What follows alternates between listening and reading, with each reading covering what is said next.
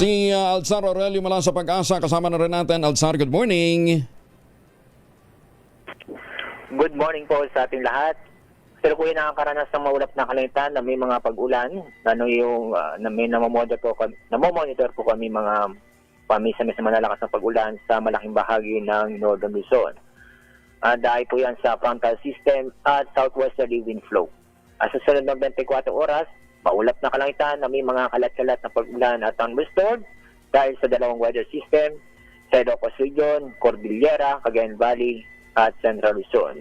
Kaya paalala sa mga kababayan natin na mag-ingat at maging alerto dahil sa mga posibleng pagbaha o pagguho ng lupa dulot ng pag-ulan. Sa lalabing bahagi ng bansa kasama Metro Manila ay makakaranas ng bahagyang maulap hanggang sa maulap ang kalangitan na may mga isolated na mga pag-ulan o thunderstorm kadalasan sa hapon o sa gabi. Walang galiwanin ngayong araw pero mag-ingat pa rin natin mga kababayan na papalaot na po sa bandang Luzon na nasa Northern Luzon dahil sa pag-ulan. Wala po tayong binabantayan o namomonitor na low pressure area o bagyo sa Dagat Pasifiko, lalo na sa loob ng Philippine Area of Responsibility. Yan ating update mula sa Pag-asa. Ako po sa Alzar D. Aurelio. Maraming salamat, Alzar Aurelio.